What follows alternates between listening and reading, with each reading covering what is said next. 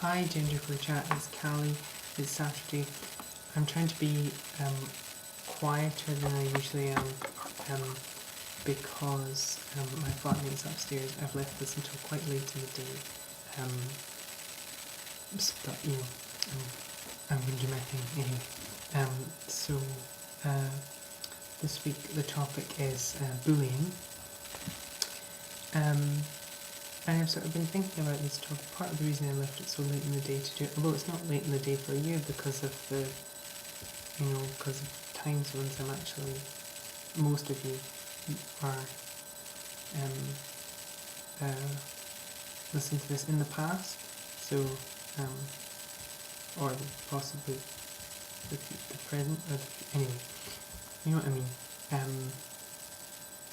Part of the reason I left it so late in the day was because I I've been thinking kind of on and off throughout the day about this topic and what I think about it.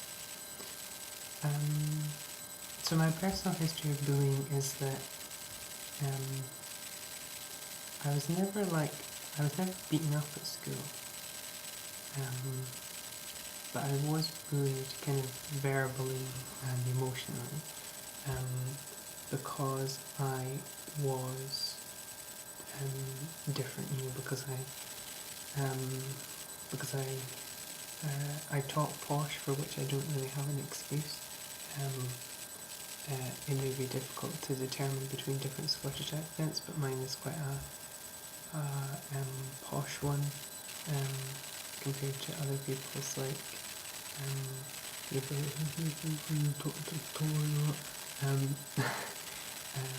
so that was one reason why, and then the other reason is just my general kind of manner, because although I didn't know what genderqueerness was, or let alone that I was genderqueer, I was kind of always effeminate the way that I am now. I'm not the first person on the channel to hold up this book, but because Sigflop did it already. So Sigflop, if you're watching, snap, I have this as well. 101 Alternatives to Suicide for Teens, Freaks and Other Outlaws, or Hello Cruel World as it's also called, by Kate Barnstone. This is an incredibly, if you have like doubts and things, this is an incredibly wise book, and what she says is that the world, if you're, it's funny because if you're the kind of person who has picked up this book, then you're probably the kind of person that the world needs. And the world needs teens and freaks and outlaws and as many queers as it can get its hands on. It's what we need, and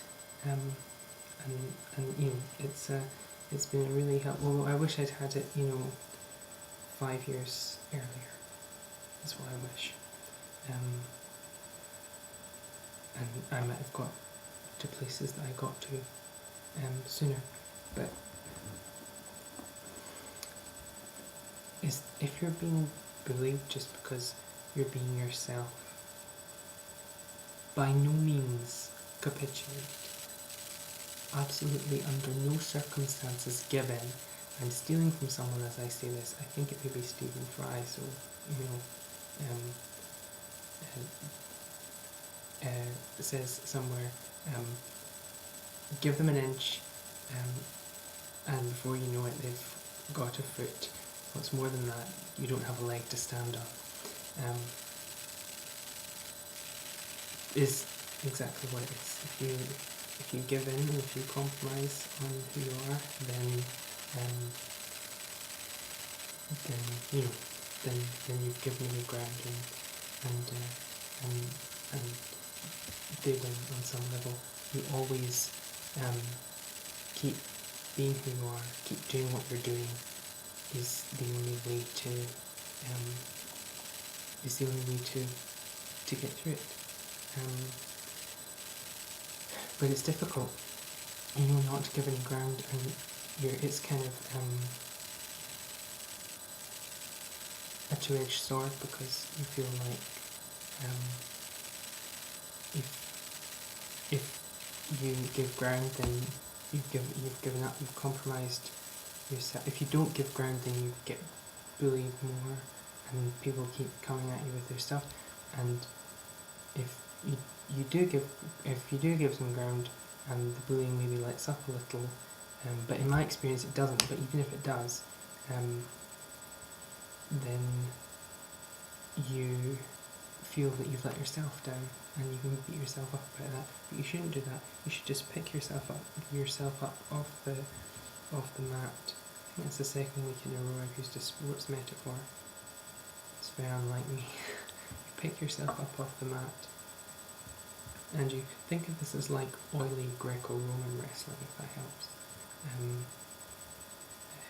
You pick yourself up with kind of an alternative self that's beating you up for this, and you pick yourself up off the mat, and you continue on what it is that you're doing.